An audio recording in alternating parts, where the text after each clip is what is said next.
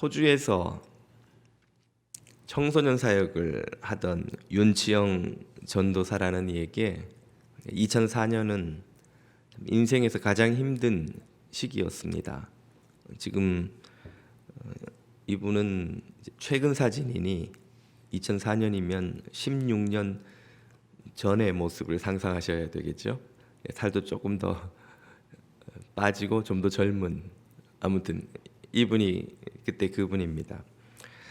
2004년 청소년 사역을 열심히 하면서 본인도 결손가정 출신이어서 비행 청소년, 가출 청소년, 호주에서 적응하지 못하는 여러 한인 가정의 청소년들을 참 많이 돌보면서 또 전도하면서 사역을 했습니다. 하루는 자신이 3년이나 참 지극정성으로 돌보았던 한 소녀의 어머니로부터 전화를 받았습니다.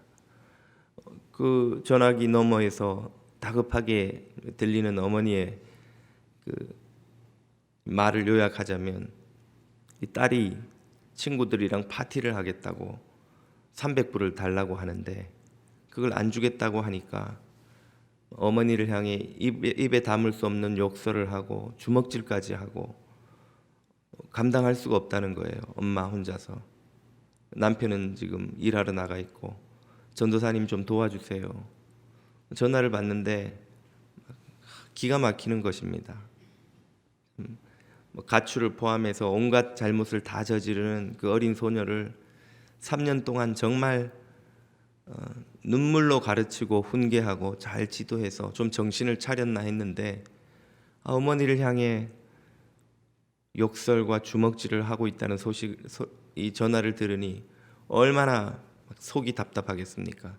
청소년 센터에서 같이 사역하던 제자 2명에게 가서 좀 데리고 오라고. 그래서 집에 가서 엄마 혼자 제어를 못하니까 엄마하고 그 두 청년하고 같이 그 아이를 데리고 청소년 센터로 왔습니다. 그리고는 네가 어떻게 이럴 수가 있느냐, 어떻게 어머니한테 그러고 또 어떻게 이런 나쁜 행동을 할 수 있느냐 훈계를 하니까 윤 전도사님한테도 막 욕설을 하고 달려드는 거예요. 너무 기가 막혀서 손을 잡고는 그냥 등짝을 한 대 세게 때렸답니다. 한국에서 왜 어린 자녀들 말 안 들으면 등짝도 때리고 뭐 이렇게 하지 않습니까? 그래도 막 애가 펄펄 뛰고 덤벼들고 하니까 그 젊은 청년 제자 둘이서 또 그 녀석을 잡고는 네가 전도사님이 너한테 어떻게 했는데 네가 이럴 수 있냐고 막 또 제어하다 보니 뭐 몸싸움 아닌 몸싸움도 하게 된 거죠. 그렇게 해서 아이가 잘못했다고 뉘우치고 엄마하고 화해를 하고 일이 끝난 줄 알았는데 이 아이가 나가서는 경찰에 고소를 한 거예요.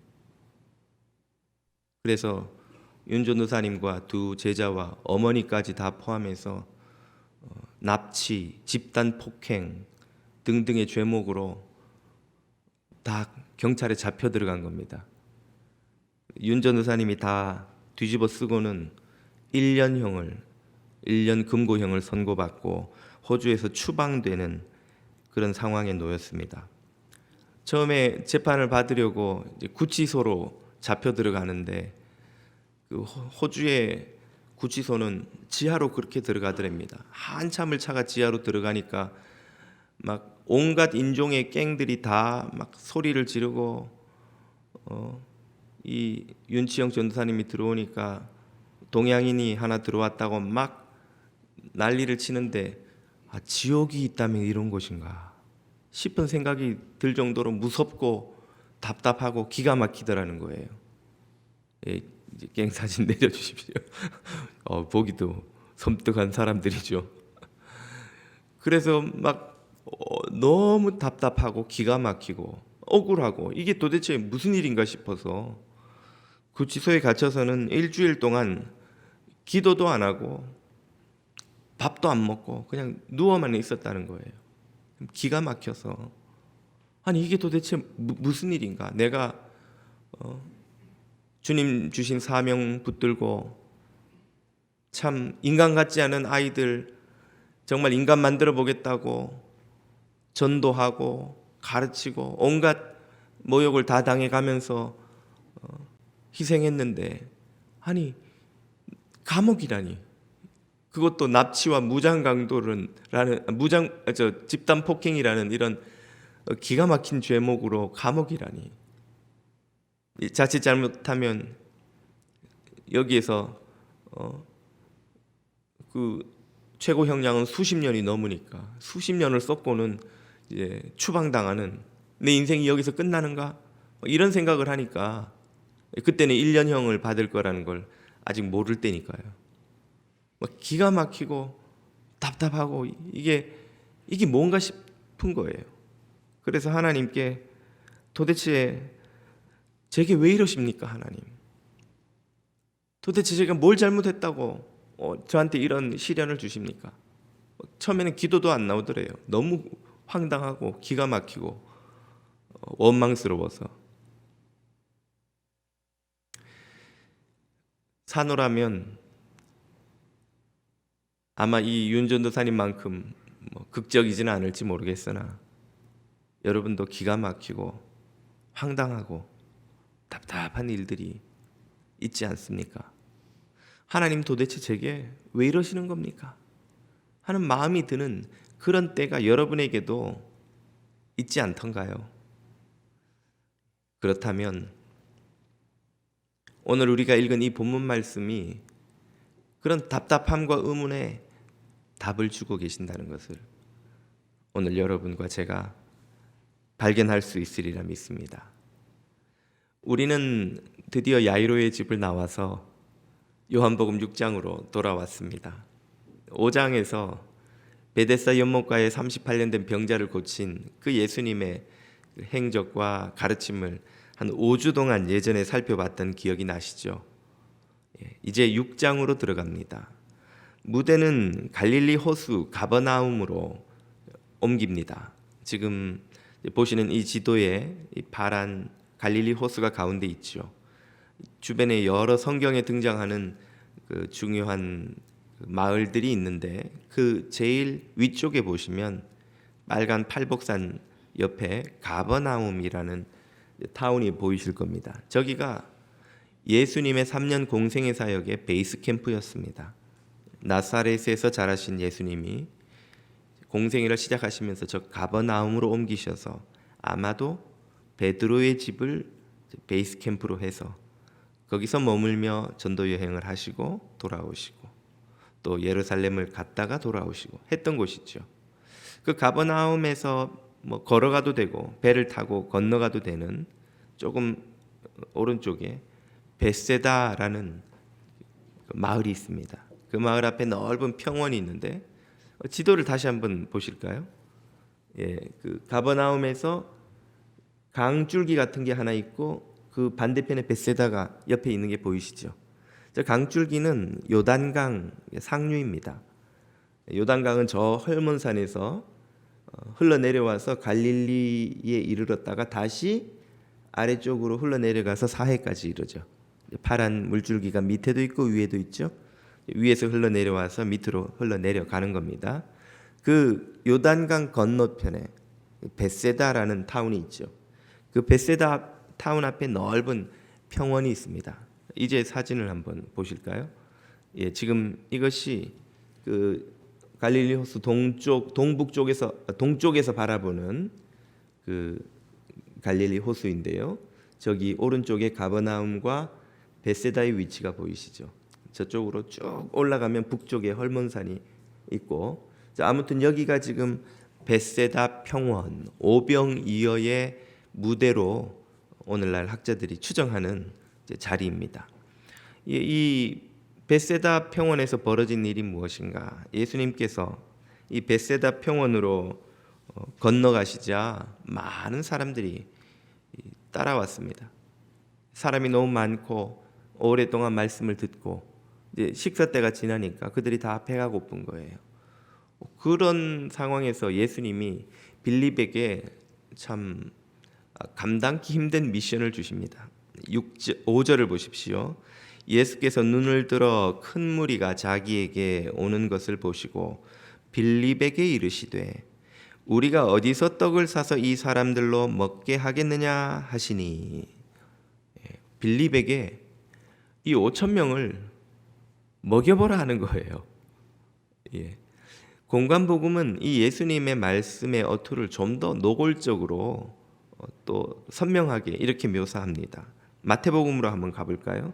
예수께서 이르시되 제자들이 이 사람들 먹으려면 마을로 다 보내셔야 돼요, 주님. 마을에 가서 각자 좀 사 먹게 하세요. 그렇게 예수님에게 제안을 하자 예수님 말씀이 갈 것 없다. 너희가 먹을 것을 주어라. 사람들 마을로 보내지 말라는 거예요. 그리고 너희들이 이 5천 명을 먹이라는 거예요. 이 얼마나 황당한 요구입니까? 한번 생각해 보세요. 여러분에게 맨하탄에 있는 노숙자들을 여러분이 다 먹이십시오. 우리 뉴저지 장로교회 구역, 어느 구역 딱 정해서 당회에서 여러분에게 맨하탄에 있는 노숙자들을 전체 모아서 우리가 잔치를 한번 하려는데 모아 보니까 한 5천 명쯤 됩니다. 여러분이 이제 구역에서 한번 먹여 주십시오. 5천 명을 먹이려면 돈이 얼마나 듭니까? 아무튼 하이티와 과테말라와 엘살바도르의 빈민들이 너무 많은데 그 사람들을 먹일 양식이 부족합니다. 자, 뉴저지 장로교회에서 그 사람들 먹을 양식을 한 달치 양식을 좀 해결해 주십시오. 우리 교회 1년 예산을 다 쏟아붓는들 하이티, 과테말라, 뉴저지 그 나라들의 빈민들을 먹일 수 있겠습니까? 여러분에게 감당기 힘든 요구를 누가 했다고 한번 이렇게 생각을 해보십시오. 뉴저지에 골수 이식을 기다리는 환자들이 많은데 그걸 김 집사님께서 좀 이식해 주십시오. 제가요? 예. 한 5천 명 되니까 한 달에 한 번씩 5천 번만 뽑으면 됩니다. 그런 요구를 여러분이 받았다고 생각을 해보세요. 이런 요구야 비현실적인 듯 들리지만 우리가 살다 보면 종종 기막힌 요구를 받을 때가 있지 않습니까? 도저히 감당할 수 없는 사람과 같이 일을 하라는 거예요. 도저히 감당할 수 없는 사람과 같이 살라는 겁니다. 도저히 감당하기 힘든 자녀를 양육하라는 거예요. 감당할 수 없는 병을 견디라고 하시죠. 감당할 수 없는 시련을 이기라고 하십니다. 감당할 수 없는 모욕을 견디라고 하시죠.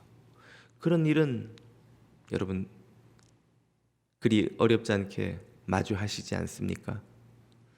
인생을 살다 보면 누구나 감당하기 힘든 일과 마주합니다. 왜 이렇게 세상엔 감당하기 힘든 일이 많은지.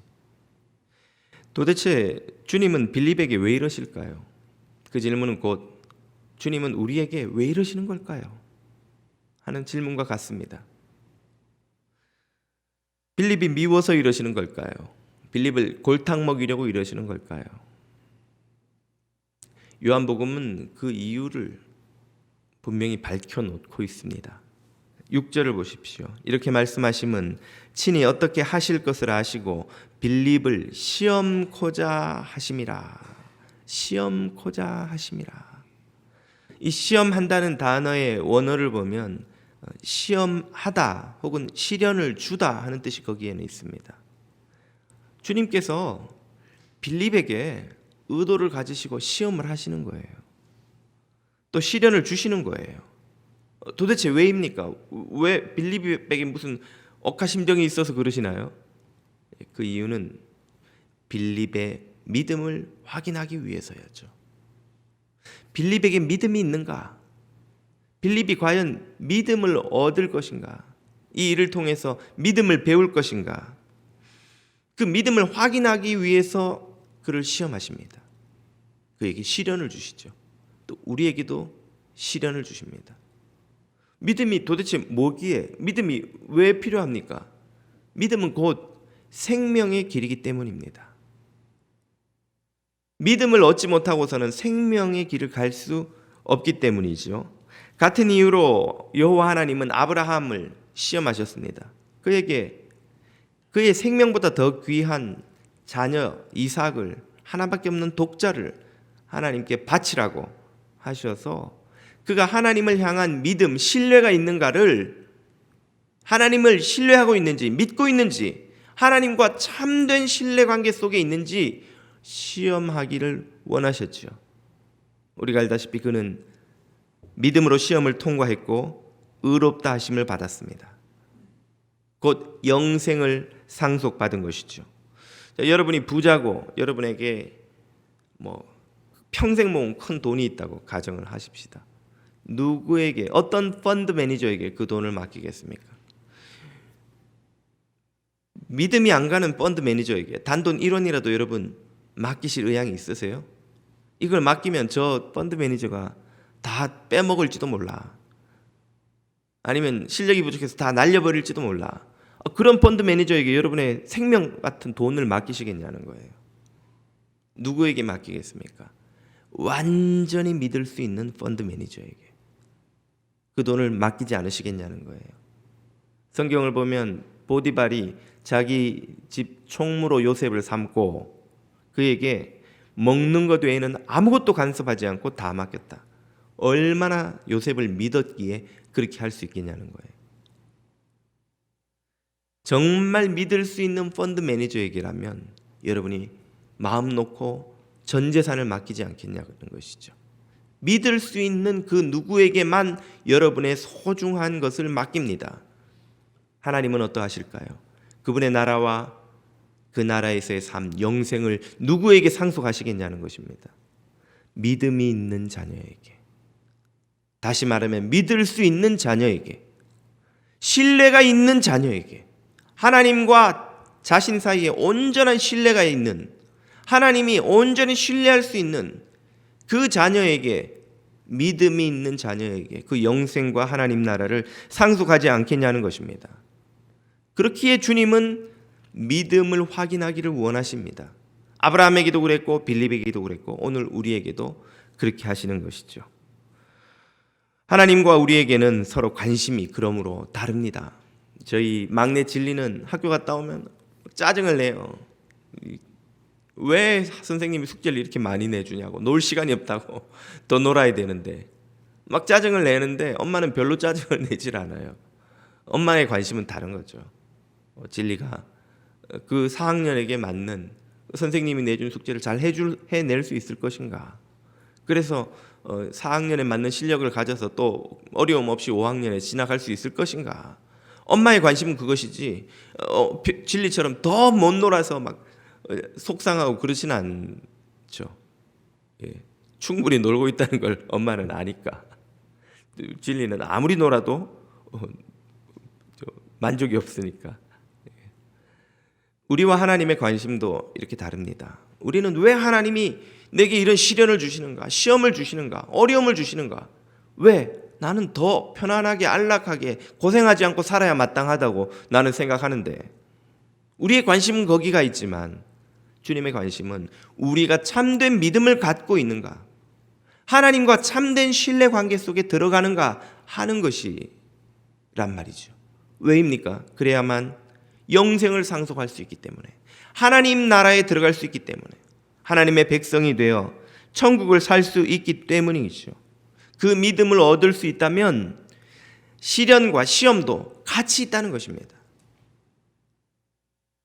진리가 숙제하느라고 끙끙대는 게 막 짜증이 나고 견디기 힘들고, 저희 진리는 인내심이 좀 부족합니다.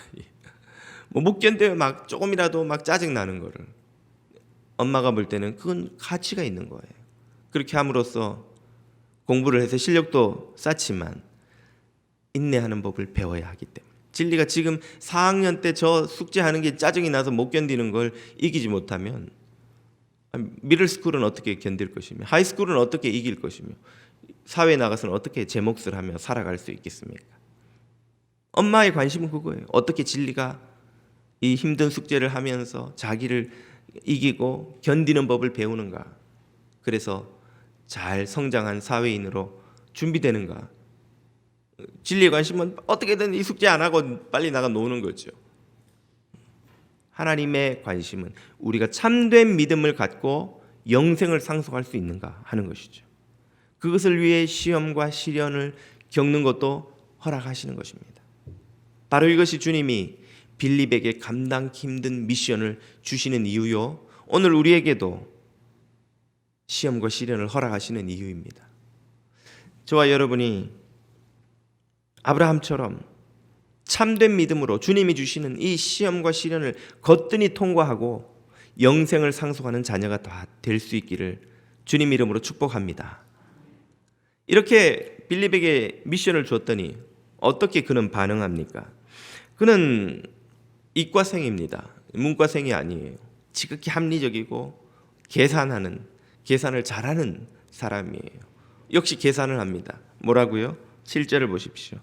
빌립이 대답하되 각 사람으로 조금씩 받게 할지라도 200데나리온의 떡이 부족하리이다. 예.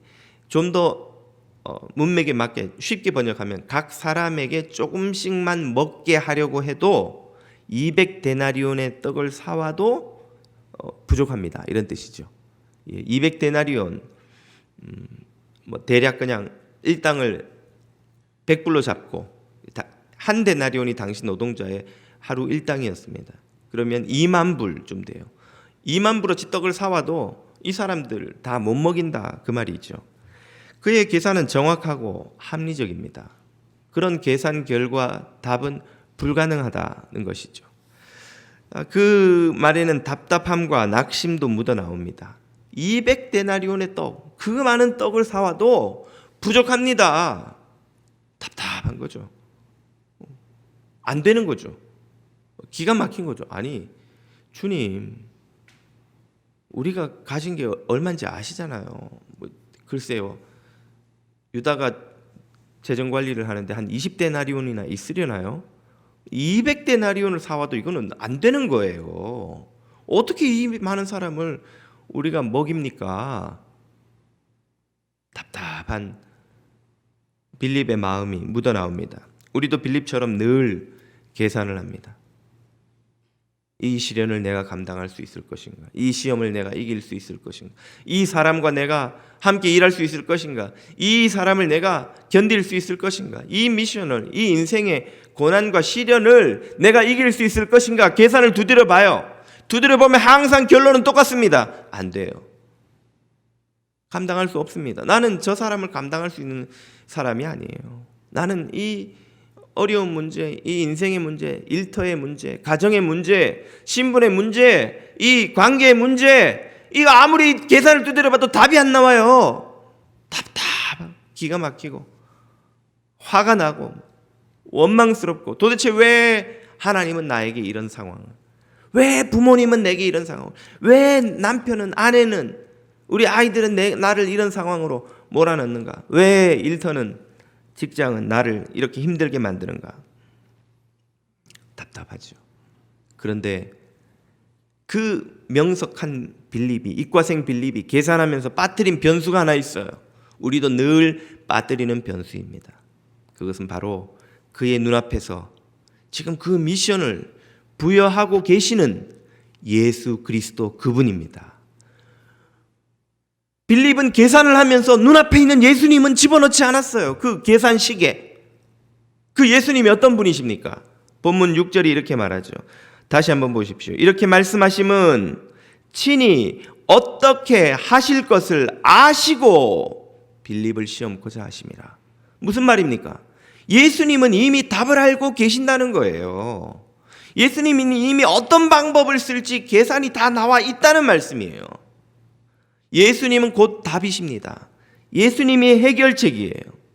예수님이 어떤 분이십니까? 제자들이 이때까지 보지 않았던가요? 그분이 손을 대면 병자가 일어나고 죽은 자가 살아나고 바람과 파도도 잠잠케 하시는 그런 분이 지금 눈앞에 계시는 거예요. 바로 그분이 이 미션을 주신 거예요. 그런데 빌립은 계산하면서 그분을 계산하지 않고 있는 것이죠. 우리도 늘 빠뜨립니다. 우리도 빌립처럼 늘 우리 인생의 문제를 계산할 때 예수님이 내 곁에 계신다는 사실을 계산에 넣지 않아요. 그리고는 answer, 불가능, 못한다는 거예요. 안 된다는 거예요.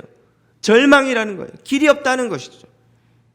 그러나 예수 그리스도께서 곧 길이신 줄 믿으시기 바랍니다. 예수님은 열쇠입니다. 예수님은 해결책이에요. 예수님은 답을 이미 가지고 계시는 겁니다. 요즘 젊은이들이 좋아하는 말로 예수님에게는 다 계획이 있습니다.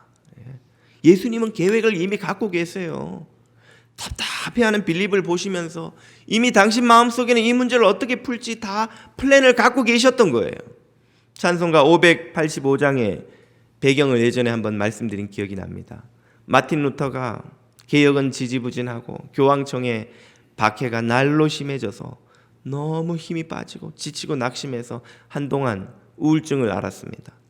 자포자기 상태에서 방에서 나오지도 않고 괴로워하고 있으니까 한 번은 그의 아내인 카탈리나가 상복을 입고 장례식 복장을 입고 방에 들어온 거예요. 루터가 깜짝 놀라서 아니 누가 죽었습니까? 하나님이 죽으셨습니다. 하나님이 어떻게 죽으셔요? 하나님은 살아계셔요. 하나님이 살아계신다면 하나님을 믿는 당신은 왜 하나님이 죽은 것처럼 이렇게 낙심하십니까? 그 말을 듣고 마틴 루터가 도전을 받았습니다. 회개하였습니다. 그리고 나서 일어나 용기를 내어 하나님을 찬양하기 시작했죠. 그때 만든 찬송시가 바로 그 유명한 내 주는 강한 성이요 방패와 병기 되시니 큰 환난에서 우리를 구하여 내시리로다. 이 장수 누군가 주 예수 그리스도 만군의 주로다. 당할 자 누구랴 반드시 이기리로다. 아멘. 바로 이 찬양을 그때 마틴 루터가 쓴 거예요. 예수 그리스도가 우리와 함께 하시면 반드시 이기는 줄 믿으시기를 바랍니다. 예수님에겐 답이 있어요. 예수님이 해결책입니다. 예수님이 열쇠입니다. 예수님에게는 계획이 다 있습니다. 그분의 능력을 의지하여 어떤 문제든 이기고 승리하시는 주님의 아들, 딸들이 되시기를 축복합니다. 모든 제자들이 그러나 빌립처럼 낙심만 한 것은 아닙니다. 안드레는 다른 반응을 보여주죠. 8, 9절을 보십시오. 제자 중 하나 곧 시몬 베드로의 형제 안드레가 예수께 여짜오되 여기 한 아이가 있어 보리떡 5개와 물고기 2마리를 가졌나이다. 그러나 그것이 이 많은 사람에게 얼마나 되겠삼나이까. 안드레 역시 큰 믿음을 갖고 있었던 것은 아닙니다. 그러나 분명히 기억해야 하는 것은 그가 오병이어를 아이로부터 예수님에게로 들고 왔다는 거예요. 그건 그의 마음속에 뭐가 있다는 겁니까? 신락 같은 기대, 희망이 있었다는 것이죠. 어떤 기대일까요? 혹시 이걸 예수님에게 들고 가면 무슨 방법이 있지 않을까? 자기 머리로는 자신도 계산이 안 돼요. 그러니까 이걸로 얼마나 되겠어요? 라고 하지만 들고 왔다는 것은 기대를 여전히 하고 있다는 것 아닙니까? 만약 그에게 눈꽃만큼의 기대도 없었다면 어떻게 행동했겠어요? 아이가 그걸 들고 안드레에게 왔을 때 얘야 이거 갖고 누구 코에 붙이겠니? 예수님에게 이걸 갖다 드리고 웃음거리가 되느니 너라도 먹어라. 그냥 어차피 가져가 봐야 이건 답이 안 돼. 만약 기대가 없다면 그렇게 하지 않았겠어요? 그걸 예수님에게 들고 갔다는 건 뭘 의미하는 겁니까? 나는 계산을 못하겠지만 혹시 예수님에게는 무슨 방법이 있지 않겠어요? 그런 신락 같은 기대가 그의 마음에 있었다는 뜻 아닐까요?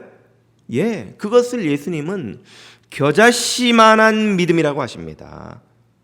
그 겨자씨만한 믿음이라도 있으면 산을 옮긴다는 거예요.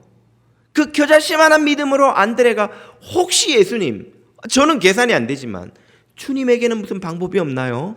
하고 들고 나왔을 때 주님은 그것으로 산을 옮기는 기적을 행하시죠. 본문 11절 이하입니다. 예수께서 떡을 가져 감사기도 하신 후에 앉은 자들에게 나누어 주시고 고기도 그렇게 저희의 원대로 주시니라. 그들이 배부른 후에 예수께서 제자들에게 이르시되 남은 조각을 거두고 버리는 것이 없게 하라 하심으로. 아멘. 예수님 손에 그 오병이어가 들리자 5천 명을 먹이는 기적이 일어났습니다. 예수님 손에 들리면 무엇이든지 해결됩니다. 예수님 손이 만지면 병자가 일어나고 죽은 자가 살아나고 바람과 파도도 잠잠게 되는 것이죠. 그리스 신화에 마이더스 왕의 신화 이야기가 있죠. 손을 대는 모든 것이 황금으로 바뀌는 그런 신화의 이야기. 예수님의 손은 손대는 모든 자들을 살리고 치유하고 회복시키고 구원하시는 능력의 손인 줄 믿으시기를 축복합니다. 마귀의 손은 다 죽이고 망하게 하고 병들게 하고 망가뜨리는 손이지요. 그 마귀가 예수님의 손에 못을 박았지만 하나님이 그를 다시 살리셔서 그 손으로 온 세상 만민에게 구원을 주게 하셨습니다. 오늘 우리는 주님의 손이 되어 온 세상으로 달려나가 생명의 복음을 전하는 자들이죠. 아무리 작은 것도 주님 손에 들리면 산을 옮기는 기적이 되는 줄 믿으시기를 축복합니다. 아무리 큰 문제도 주님 손에 들리면 아무것도 아닌 nothing과 같은 문제가 되고야 많은 것을 믿으시기를 축복합니다. 이 주님이 우리와 함께 계시는 거예요. 이 주님을 향해 안드레처럼 무슨 문제든지 들고 나아가야 하는 것이죠. 여러분의 인생에 어떤 문제든지 주저하지 마시고 주님께 안드레처럼 들고 나가 해결받는 자녀들이 되시기를 축복합니다. 앞서 소개드린 윤치영 전도사가 구치소에서 그렇게 일주일을 지내고 나니까 2인 1실인 한 방에 함께 지내던 온몸에 문신을 한 백인 죄수가 묻더랍니다. 넌 죄목이 뭐냐? 납치, 집단 폭행. 넌 직업은 뭐냐? 교회 전도사야. 교회 전도사가 무슨 납치, 집단 폭행이냐? 그래서 여차저차 쭉 사정을 설명을 해 주었습니다. 그리고 나니까 성령님이 그의 마음속에 감동을 주시는 거예요. 윤치영 전도사의 마음속에 이 백인을 전도하라는 것이죠. 그래서 말을 건넸답니다. 너는 하나님을 아냐? 모른다. 하나님 널 사랑하시는 걸 아냐? 그럴 리가 있냐? 아니다. 생각을 해봐라. 이 호주 교도소에 죄인이 얼마나 많겠냐? 수도 없이 많지. 그 중에 목사 전도사는 몇 명이나 되겠냐? 아마 너밖에 없을걸? 그래. 이 많은 죄수 중에 하나밖에 없는 목사 전도사 죄수하고 한 방을 쓸 확률이 얼마나 되냐? 엄청 낮겠지. 그런데 네가 지금 나와 한 방을 쓰는 거 아니냐? 하나님이 널 위해서 날 보내주신 거야. 정말이냐? 그래. 너 죄인이지. 그래, 나 죄인이지. 하나님의 아들이 왜 죽었는지를 아냐? 모르겠다. 널 위해 죽으신 거야. 너의 죄를 씻어주려고 죽으신 거야. 그 말을 하자 그 백인 죄수가 온몸에 문신을 하고 우락부락하게 생긴 흉악범이 자기네 죄를 회개하며 은혜를 구하더라는 거예요. 그래서 복음을 전하고 말씀을 배우고 그 밤에 밤새도록 그 구치소 룸에서 부흥회가 일어난 겁니다. 그래서 이 죄수가 이제부터 새 인생을 살겠노라고 예수님 위해 살겠노라고 신앙 고백하는 것을 보고 다음날 너무 보람이 되고 뿌듯해 있는데 아침에 갑자기 교도관이 몇 번 죄수 나와 그러더니 윤치영 전도사를 다른 방으로 이감을 시키는 거예요. 왜 옮깁니까? 뭐라고 막 하는데 막 잘 못 알아들었대요. 영어가 부족해서 자신도 띄엄띄엄 들었는데 도대체 왜 옮기는지도 모르고 다른 방으로 갔는데 그 방에 가니까 또 다른 죄수가 묻더라는 것이죠. 넌 제목이 뭐냐? 납치, 집단폭행. 직업은 뭐냐? 교회 전도사. 아니 전도사가 왜 납치하고 집단폭행하냐? 또 쭉 이야기를 하다가 그 밤에 전도하고 회개하고 부흥회가 일어났다는 거예요. 그런데 이상하게 그 다음날 아침에 교도관이 또 다른 데로 옮기라는 거예요. 그렇게 일주일 동안 7개의 방을 옮겨 다니면서 7명의 죄수를 전도하기 시작했습니다. 그렇게 1년 동안 그가 호주 교도소에 머물면서 기적 같은 믿기 힘든 부흥이 시작됩니다. 수많은 죄수들이 전도되고 한 베트남 갱을 전도했더니 그 갱이 자신 조직 그 교도소 안에 들어와 있는 조직원들을 다 전도해서 베트남어로 된 성경책을 50권을 가져가서 그 조직 전체가 예수를 믿더라는 것이죠. 그런 일들이 1년 동안 끊임없이 일어나며 호주에서 놀라운 부흥이 시작되는 것을 이 윤치영 전도사가 경험하였습니다. 어느 날 그가 그런 생각이 들더랍니다. 하나님께서 나를 이 호주 교도소에 집어넣으신 이유가 이것인가? 저 하나님을 모르는 불쌍한 죄인들, 흉악한 죄인들을 구원하시기 위해서 나를 여기 넣으셨는가? 그것을 깨달으면서 마음속에 하나님의 사랑을 배우기 시작하더라는 거예요. 자기가 열심히 청소년 사역을 한다고 아이들을 사랑한다고 했지만 그거는 다 자신의 인간적인 사랑, 자신의 노력으로 하는 사랑이었지 하나님 사랑이 아니었다는 걸 깨달은 거예요. 인간의 사랑으로 하니까 그 말 안 듣는 놈들, 배신하는 놈들, 자신을 고소해서 이 감옥에 집어넣은 그 철부지 밉고 원망스럽고 막 분노가 치밀어서 견딜 수가 없더래요. 그제서야 자신이 인간의 사랑으로 그 아이들을 사랑했다는 걸 깨달았다는 겁니다. 하나님의 사랑을 배우고 나니 그 아이들이 얼마나 불쌍한지, 이 호주 감옥에 있는 흉악범들이 얼마나 불쌍한 영혼들인지 깨닫게 되더라는 것이죠. 그렇게 깨달은 하나님의 사랑을 이제는 윤치영 목사가 된 이분이 한국과 중국 여러 곳에서 복음을 전하며 전파하고 있습니다. 사랑하는 성도 여러분, 주님은 여러분에게 계획을 가지고 계심을 믿으시기를 바랍니다. 특별한 계획을 가지고 계십니다. 감당하기 힘든 시련은 참된 믿음을 주시려는 주님의 은혜입니다.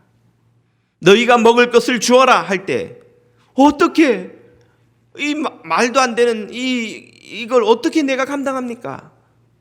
라고 낙심하기 전에 주님이라면 하실 수 있지 않겠습니까? 주님께서는 하실 수 있습니다 하는 이 겨자씨만한 믿음으로 주님 앞에 문제를 들고 나아가면 주님께서 먹이시고 주님께서 산을 옮기시는 줄 믿으시기 바랍니다. 이 고백으로 기적을 경험하는 성도 여러분이 다 되시기를 주님 이름으로 축복합니다.